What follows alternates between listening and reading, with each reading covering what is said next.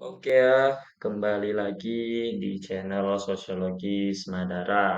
Maaf ya, beberapa bulan kita sempat vakum untuk mengupload di channel ini ya, karena banyak kegiatan. Jadi mohon maaf ya, untuk anak-anak Semadara mungkin yang menanyakan dari kemarin, Pak, kapan videonya Pak? Kapan diupload Pak? Nah, sekarang kita akan coba upload ya. Mohon maaf ya sebelumnya, karena banyak kesibukan ya, yang tidak bisa saya handle kurang lebih seperti itu.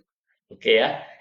Pada kesempatan kali ini kita akan berbicara tentang tokoh-tokoh sosiologi. Di sini saya akan merangkum secara singkat ya beberapa tokoh-tokoh sosiologi yang mungkin bisa menjadi dasar untuk kita memahami sosiologi itu seperti apa.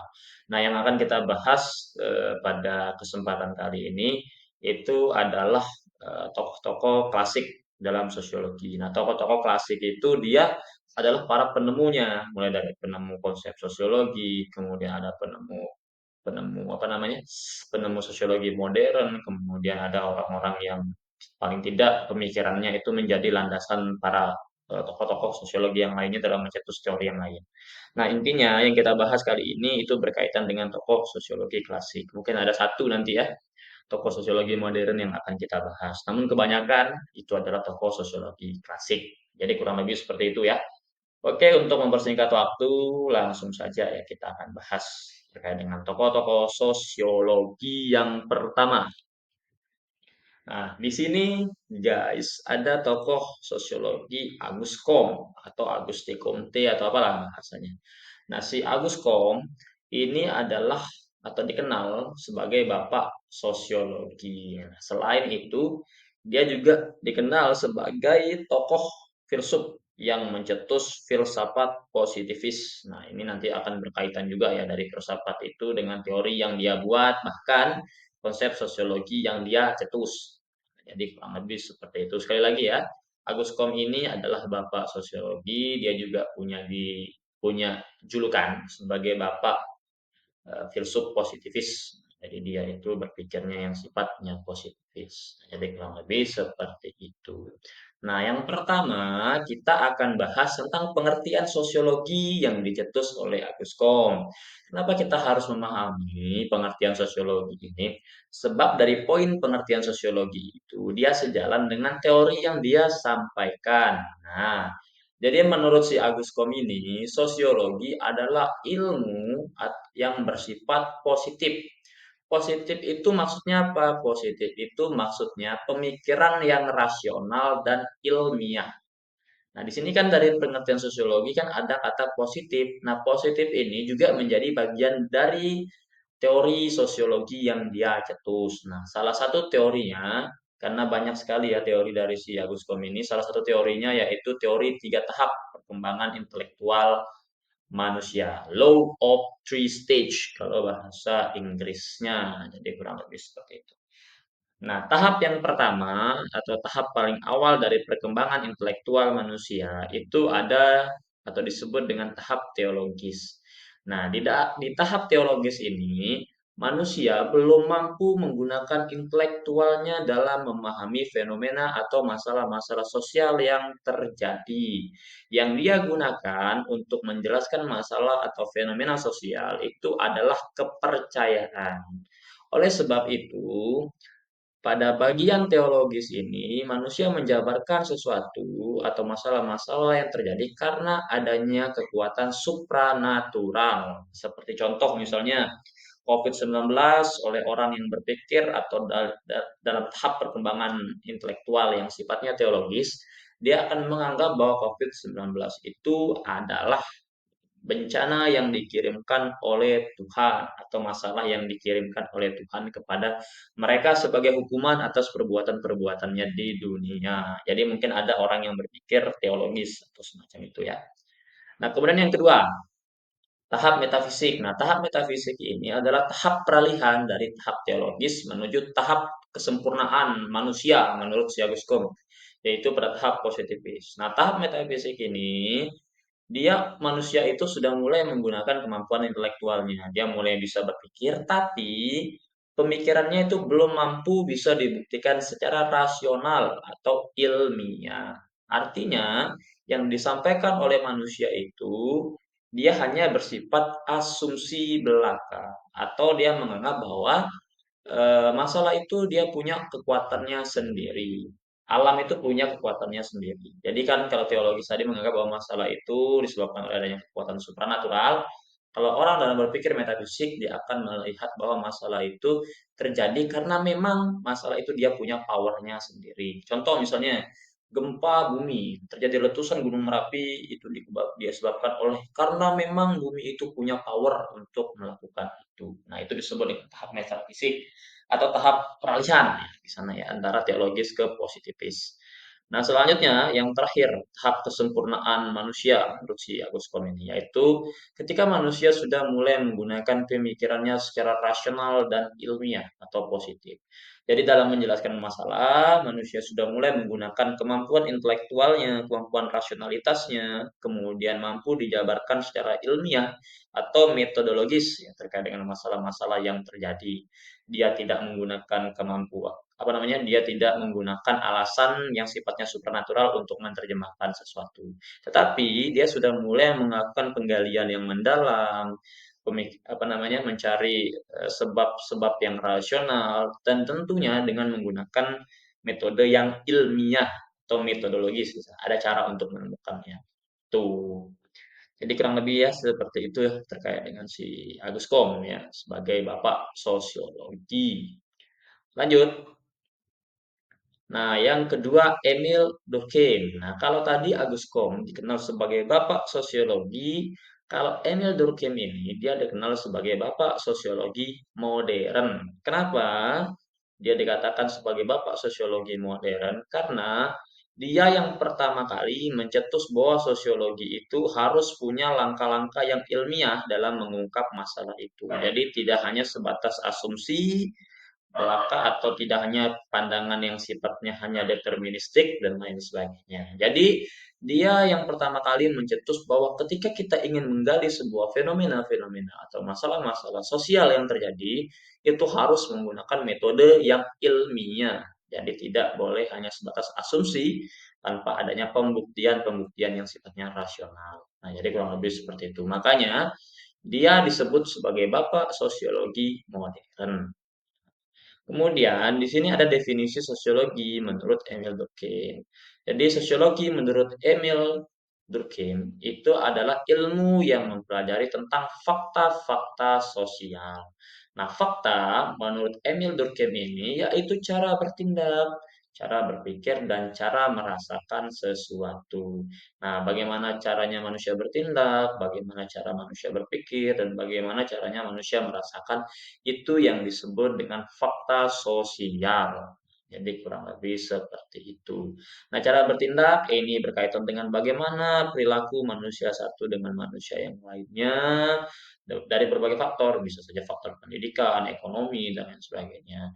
Kemudian cara berpikir ini berkaitan dengan ideologi. Ini biasanya juga berkaitan dengan agama dan lain sebagainya. Cara merasakan juga seperti itu.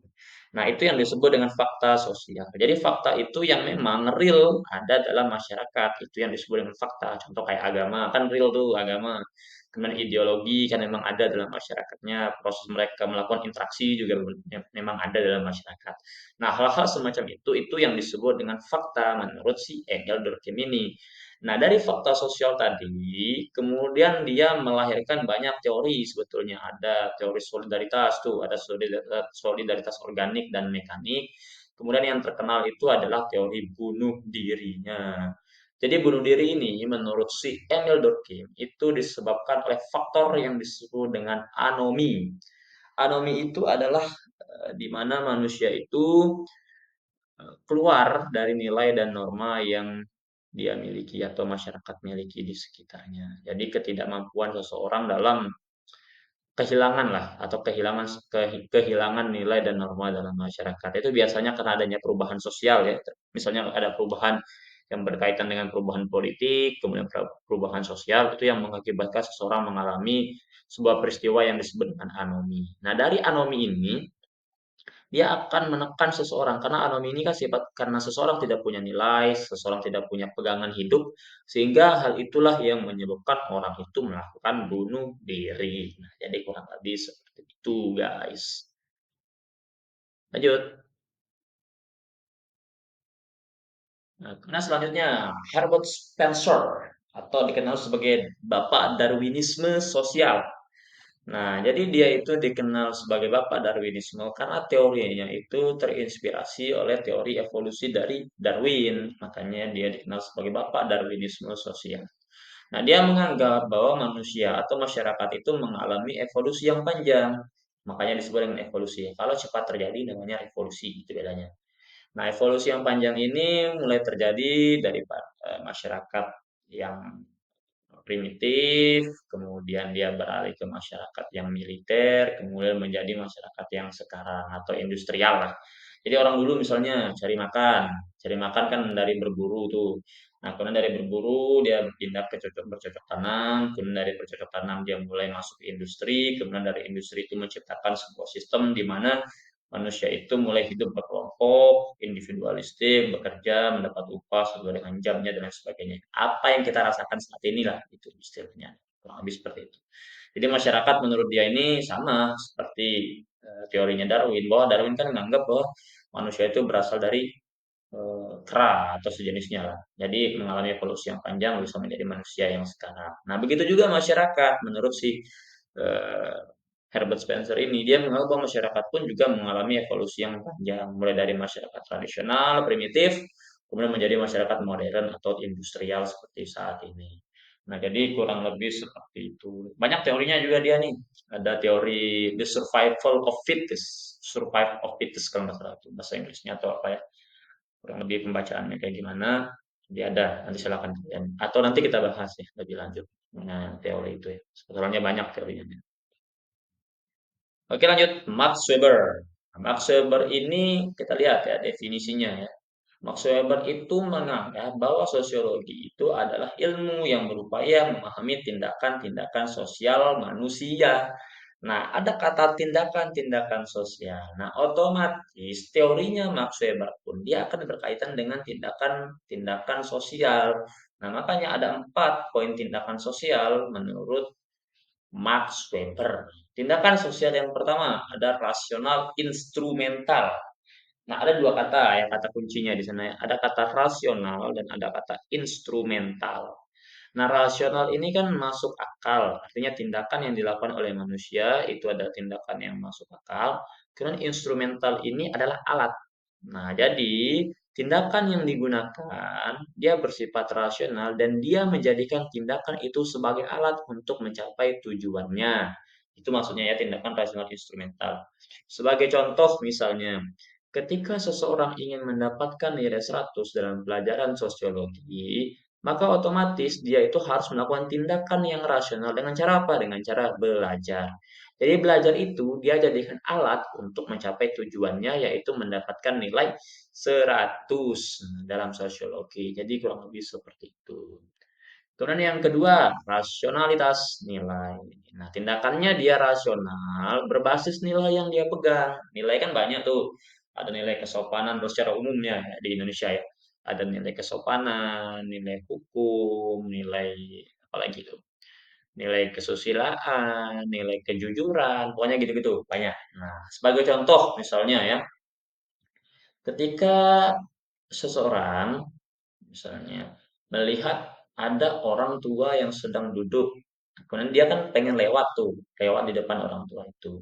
Nah, tindakan rasional yang biasanya dilakukan adalah dengan menunduk lalu mengucapkan kata permisi. Nah, menunduk dan mengucapkan kata permisi itu adalah tindakan yang rasional berbasis nilai. Nilai apa? Nilai kesopanan. Karena dia menganggap bahwa orang tua itu harus dihargai sehingga ketika dia melewati orang tua maka dia akan mengatakan kata permisi lalu menunduk. Jadi kurang lebih seperti itu ya. Kemudian selanjutnya di sini ada tindakan afektif. Nah, tindakan afektif itu adalah tindakan yang basisnya adalah emosi atau perasaan. Jadi tindakan yang orang lakukan karena tadi adanya perasaan akan sesuatu. Sebagai contoh misalnya, ketika seseorang mencintai orang lain, biasanya dia akan melakukan tindakan-tindakan yang romantis, misalnya membelikan coklat, atau memberikan bunga, bahkan menyatakan perasaannya. Nah, itu yang disebut dengan tindakan afektif di sana. Jadi tindakan yang dilakukan karena ada dorongan dari perasaan atau emosi. Dan yang terakhir, tindakan tradisional. Nah, tindakan tradisional ini adalah tindakan yang sifatnya turun-temurun atau sudah menjadi tradisi. Tanpa berpikir panjang, seseorang akan melakukan tindakan itu. Sebagai contoh misalnya beribadah. Jadi kan beribadah itu kan adalah tindakan yang sifatnya tradisional ya. Jadi karena sudah menjadi tradisi turun-temurun, biasanya seseorang itu akan melakukan ibadah tanpa berpikir panjang untuk melakukan itu. Nah, itu yang disebut dengan tindakan tradisional. Oke, lanjut. Masih banyak ya. Kemudian selanjutnya ada Karl Marx. Nah, ini salah satu tokoh berpengaruh dalam sosiologi, bahkan dalam dunia ya. Jadi Karl Marx ini menganggap bahwa sosiologi itu adalah ilmu yang mempelajari tentang kelas sosial dan konflik sosial. Nah, sehingga ini juga menjadi acuan dari teori yang dia buat dari definisi sosiologi.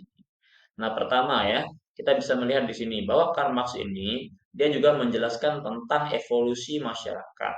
Nah, evolusi masyarakat ini berkaitan dengan sistem bagaimana mereka itu melakukan aktivitas ekonomi ya di sana. Yang pertama ada sistem feodalisme atau feodalisme.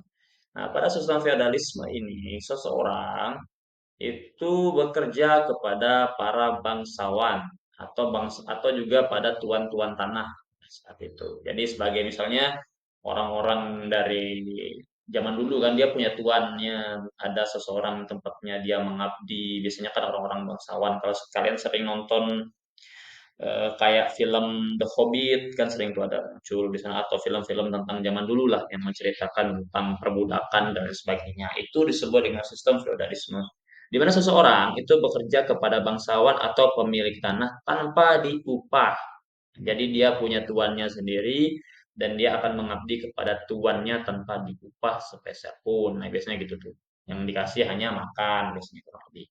Nah, selanjutnya, sistem ini kemudian mengalami perubahan karena adanya aktivitas revolusi industri di Inggris. Jadi industri pada saat itu kan karena pertama orang bekerja kepada pemilik tanah, kemudian dia bekerja secara manual dengan tenaganya, kemudian gara-gara masuk industri, proses industrialisasi dalam teknologi, ada teknologi industri lah bahasanya masuk ke perusahaan-perusahaan. Nah, kemudian mereka itu digantikan oleh tenaga-tenaga mesin tadi. Ini bermula pada revolusi industri di Inggris ya. Mulai masuk, jadi orang-orang sudah tidak lagi bekerja kepada tuan tanah, kemudian berganti bekerja pada perusahaan-perusahaan. Nah, itu yang disebut dengan kapitalisme. Ketika seseorang bekerja kepada pemilik modal atau alat produksi. Kemudian yang terakhir itu sosialisme. Nah, sosialisme ini adalah cita-cita dari Karl Marx sendiri, yang mana karena dia sangat menentang sistem kapitalisme di mana seseorang bekerja kepada pemilik modal dan seakan-akan diperas ya, seperti sapi perah ya. Nah, dia menentang sistem itu. Kemudian sistem yang dia tawarkan atau yang dia cita-citakan yaitu sistem sosialisme.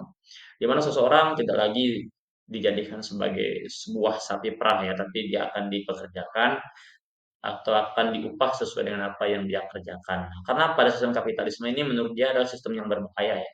Menurut si Karl Marx. Nah, teori kelas sosialnya itu berada pada sebuah sistem kapitalisme ini. Jadi dalam sistem kapitalisme, dia melihat bahwa masyarakat itu terbagi menjadi dua kelas. Pertama ada kelas borjuis dan yang kedua ada kelas proletar. Nah, kelas borjuis ini adalah kelas pemilik modal atau pemilik alat produksinya. Jadi yang memiliki perusahaan atau tempat seseorang bekerja lah, itu disebut dengan kelas atasnya atau kelas borjuisnya. Selanjutnya kelas kedua, itu ada kelas proletar namanya. Jadi seseorang yang bekerja kepada kaum borjuis atau kelas borjuis. Nah, pembagian kelas ini dia kadang menimbulkan konflik. Kenapa berkonflik? Karena kelas atas ini dalam sistem kapitalisme dia mencoba mengambil untung yang sebesar-besarnya dengan mengorbankan buruh yang bekerja kepada dia. Jadinya ada konflik kepentingan di sana ya. Si pemilik modal pengen dapat untung yang sebesar-besarnya dengan mengorbankan buruh yang bekerja dengan dia, si buruh juga pengen diupah sesuai dengan apa yang dia kerjakan. Makanya di sana itu terjadi konflik antara dua kelas itu. Nah, jadi kurang lebih seperti itu. Nah, pada sistem sosialisme ini, si Karl Marx ini menginginkan bahwa masyarakat kelas proletar itu melakukan revolusi, artinya menentang sistem kapitalisme ini atau orang-orang yang berada di balik sistem kapitalisme, yaitu kaum burjuisnya. Jadi sosialisme ini, si Karl Marx ini menginginkan bahwa kaum buruh itu mampu melakukan revolusi atau pemberontakan. Nah, jadi kurang lebih seperti itu, guys. Lanjut. Nah, selanjutnya adalah hegemoni. Nah, hegemoni ini dicetus oleh Antonio Gramsci. Ini sosiolog asal Italia ya. Ini Antonio Gramsci ini salah satu tokoh favorit saya ya. Karena dia banyak mencetus buku ya, dari Prison Notebook, ada buku catatan penjaranya yang melahirkan sebuah teori besar ya, teori hegemoni.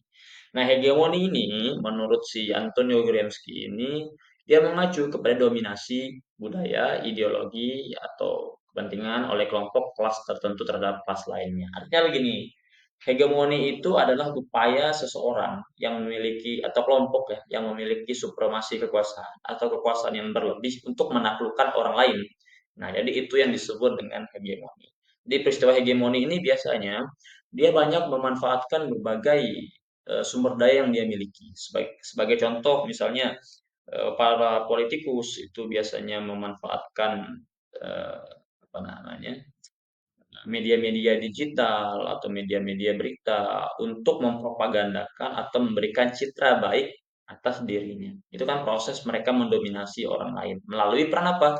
Melalui peran media-media sosial atau berita-berita dari pers segala macam. Itu bisa dikendalikan oleh si kelas atas ini untuk mendominasi orang lain. Dia akan melakukan istilahnya disebut dengan hegemoni atau merubah sudut pandang orang lain, merubah ideologi orang lain, merubah kepercayaan orang lain sesuai dengan yang dia inginkan dengan menggunakan sumber daya yang dia punya. Bisa sumber daya materialnya, bisa sumber daya kekuasaannya, bisa jaringannya, itu kan banyak tuh.